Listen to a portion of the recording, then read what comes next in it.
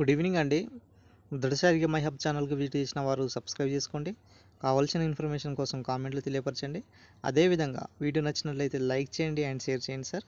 So ఈ వీడియోలో మనము జాబ్ క్యాలెండర్ ఎప్పుడు వస్తుంది సార్ అనేసి చాలామంది స్టూడెంట్స్ సార్ కూడా అడగడం జరుగుతుంది.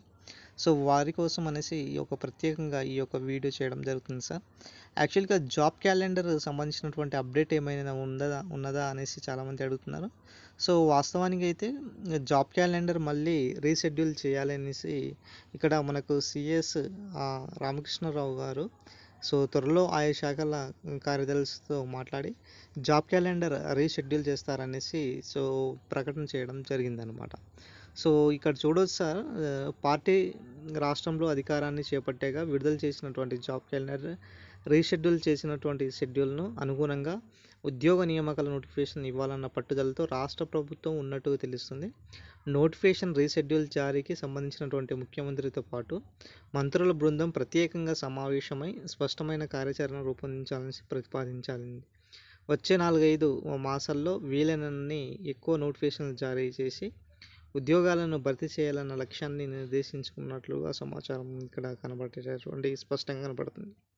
యాక్చువల్గా జాబ్ క్యాలెండర్ విషయంలో ఇక్కడ మనము చూసుకున్నట్లయితే అండి, గతంలో మనకు కొన్ని అనివార్య కారణంగా అంటే సుప్రీంకోర్టు ఇచ్చినటువంటి తీర్పు ఏదైతే ఎస్సీ వర్గీకరణ సంబంధించినటువంటి ఏదైతే ఇష్యూ ఉన్నదో అవి క్లియరెన్స్ అవి వాళ్ళకు కూడా అంటే ఎస్సీ వాళ్ళకు రిజర్వేషన్ పాటించాలి సో అన్న ఉద్దేశంతో తెలంగాణలోనే చట్టం చేసినటువంటి ఇండియాలోనే చట్టం చేసినటువంటి తెలంగాణగా మొదటి రాష్ట్రంగా గెలవడం జరిగింది.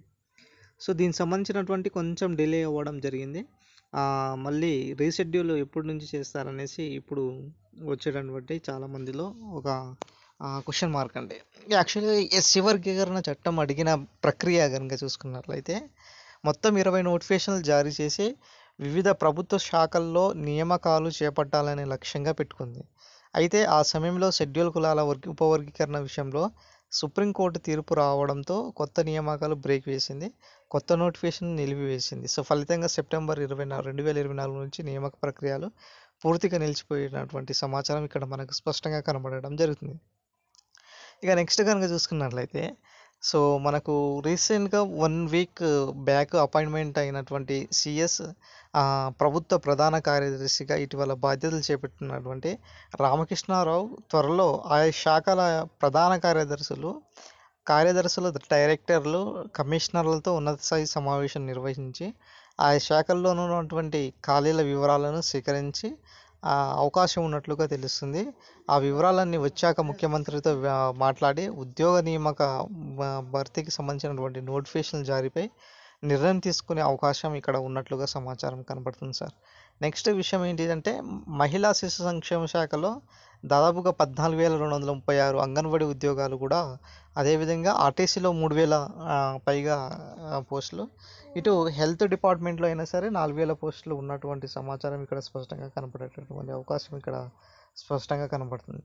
ఇటు గ్రూప్స్ అండ్ పోలీస్ అండ్ గురుకుల ఉద్యోగాలు తర్వాతే ప్రభుత్వం ప్రకటించినటువంటి షెడ్యూల్ ప్రకారం ఏప్రిల్లో పోలీస్ విభాగంలో నియామక ప్రక్రియలు మొదలవి.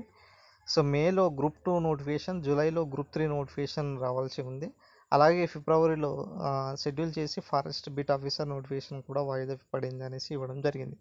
సో నిరుద్యోగులకు ఊరటనిచ్చే శుభవార్త ఏంటిదంటే ఈ యొక్క జాబ్ క్యాలెండర్ రీషెడ్యూల్ అనేది మనకు జూన్ అండ్ జూలైలో ఎక్కువగా వచ్చే అవకాశం ఎక్కువ కనబడుతుంది. మరి జాబ్ క్యాలెండర్ ద్వారా వచ్చినటువంటి నోటిఫికేషన్లు కనుక చూసుకున్నట్లయితే ఏదైతే జీపీఓ ఏదైతే గ్రామ పరిపాలనా అధికారులు ఏదైతే ఉన్నారో వాళ్ళ యొక్క పోస్టింగ్ అంటే వాళ్ళ యొక్క నియామకాలు అనేది తొందరగా చేపట్టే అవకాశం ఎక్కువగా కనబడుతుంది.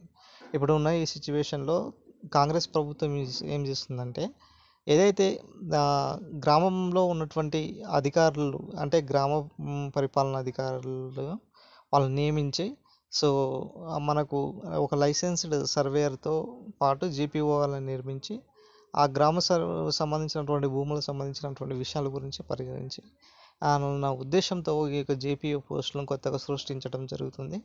మనకు భూభారతి ఇటీవలే రీసెంట్గా అసెంబ్లీలు కూడా ఆమోదించడం జరిగింది కాబట్టి సో ఈ ప్రక్రియ మొత్తంగా తొందరగా అయ్యే అవకాశం ఎక్కువగా కనబడేటటువంటి అవకాశం ఎక్కువ ఉంటుంది. మొత్తానికి అయితే జాబ్ క్యాలెండర్ రీల్ షెడ్యూల్ వస్తుందండి.